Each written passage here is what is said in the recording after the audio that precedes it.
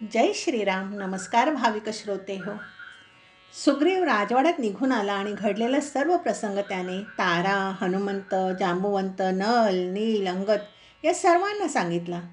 तेव्हा त्या सर्वांनी सांगितले की राजगादी आता अशी रिकामी ठेवता येणार नाही. तेव्हा ह्या राजगादीवर आपल्याला बसावे लागेल. आणि सर्वांच्या आग्रहाने सुग्रीवाला राजगादीवर बसविण्यात आले. सुग्रीव नाहीच म्हणत होता. वालीपुत्र अंगदला राजगादीवर बसवा असे म्हणत होता. पण अंगद लहान असल्यामुळे सुग्रीवालाच राजगादीवर बसण्याचा आग्रह झाला आणि सुग्रीव किष्किंधा नगरीचा राजा झाला. किती काळ राज्य उपभोगलं तर फक्त 3 महिने. 18 महिन्यानंतर सुग्रीव राज्यात परत आले होते ना. आणि फक्त 3 महिने राज्य उपभोगलं होतं. कारण की इथे वालीने 21 महिन्यानंतर त्या मायावीला ठार केलं आणि वाली गुहेच्या बाहेर यायला निघाला. तर गुहा सुग्रीवाने बंद केली होती, मोठमोठ्या शिळा लावलेल्या गुहेच्या तोंडावर. वालीने सर्व शक्तीनिशी त्या शिळा बाजूला केल्या. बाहेर आला, पाहतो तर काय, बाहेर सुग्रीव उभा नाहीये. वालीला क्रोध आला आणि वाली विचार करू लागला, ह्या सुग्रीवाने नराधमाने मी आतच मरावं म्हणून गुहा बंद केली आणि तो इथे थांबला पण नाही, आज्ञेचे पालन पण नाही केले. नक्कीच हा किष्किंधेचा राजा झाला असणार. आणि अतिशय क्रोधानेच वाली किष्किंधा नगरीत आला आणि पाहतो तो खरंच सुग्रीव राजगादीवर बसला होता, राजा झाला होता. आणि वालीने दुरूनच अतिशय संतापाने आपल्या हातातील गदा सुग्रीवाला फेकून मारली. गदा फेकून मारल्याबरोबर सुग्रीव खाली पडला. वालीने सुग्रीवाला इतके मारले की तो रक्तबंबाळ झाला. आणि वाली त्याला म्हणाला, तुझे बंधुप्रेम खोटे आहे. तू माझ्या राज्यात राहू नकोस, तू माझ्या राज्याबाहेर निघून जा.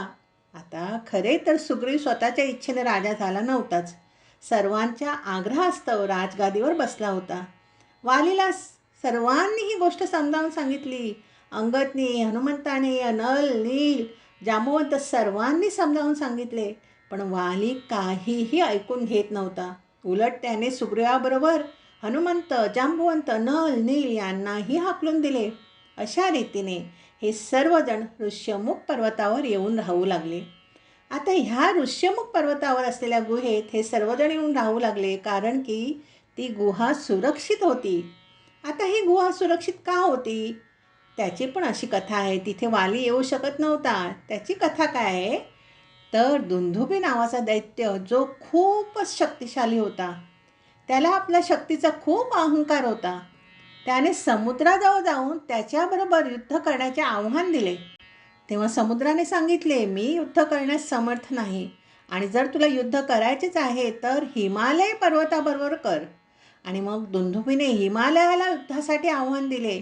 तेव्हा हिमालयाने त्याला सांगितले की इंद्रपुत्र वाली हा अतिशय शक्तिशाली योद्धा आहे, तू त्याच्याबरोबर युद्ध कर. आणि दुंदुभी वालीच्या किष्किंधा नगरीत आला आणि त्याने वालीला युद्धासाठी ललकारले. आणि वालीचे आणि दुंदुभीचे अतिशय घनघोर असे युद्ध झाले.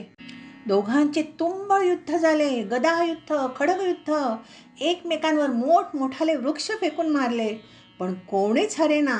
आणि मग दुंदुभीने अचानक आपले रूप बदलले, एका रेड्याचे रूप घेतले आणि आपल्या शिंगाने तो वालीवर प्रहार करू लागला. आणि वालीने गदा प्रहार करून त्याची शिंगेच तोडून टाकली आणि त्याला गरागरा फिरवून 2-3 वेळेस खाली आपटले. आणि खाली आपटताच त्याची ब्रह्मरंध्रातली शिरच तुटली आणि रक्ताचा प्रवाह सुरू झाला. वालीने परत त्याची शेपूट धरून त्याला गरागरा फिरवले आणि फेकून दिले. तेव्हा त्याचा देह वालीने इतक्या जोराने फेकला की दुंदुभीचा देह जाऊन मातंग ऋषींच्या आश्रमात त्यांच्या यज्ञवेदीवर जाऊन पडला. यज्ञवेदीवर सर्व रक्त आणि मांस पडलेले बघून मातंग ऋषी अत्यंत क्रोधित झाले आणि त्यांनी शाप दिला, ज्या कोणी हे दुष्टकृत्य केले आहे तो जर या ऋष्यमुख पर्वतावर आला तर त्याच्या देहाच्या ठिकऱ्या होतील. असा शाप मातंग ऋषीने दिल्यामुळे वाली या पर्वतावर येत नव्हता.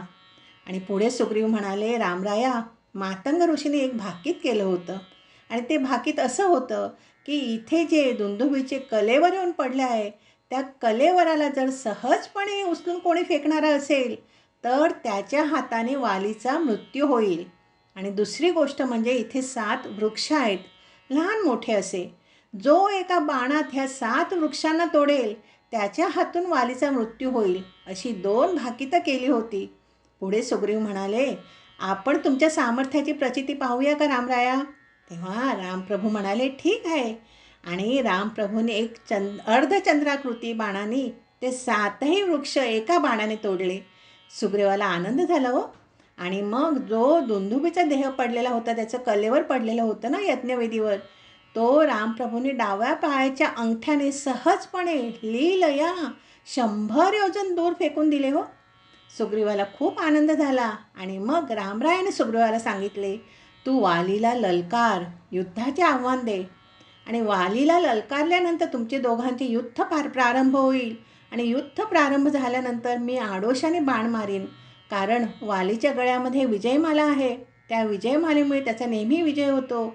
आणि समोरासमोर युद्ध केले की त्याचा विजय होईल, म्हणून मी आडोशाने बाण मारीन, तू वालीला युद्धासाठी ललकार, असे रामप्रभूंनी सांगितले. आणि पुढे मग सुग्रीवाने वालीला ललकारल्यानंतर काय होतं ते आपण पुढच्या भागात बघूया. बोला जय श्रीराम.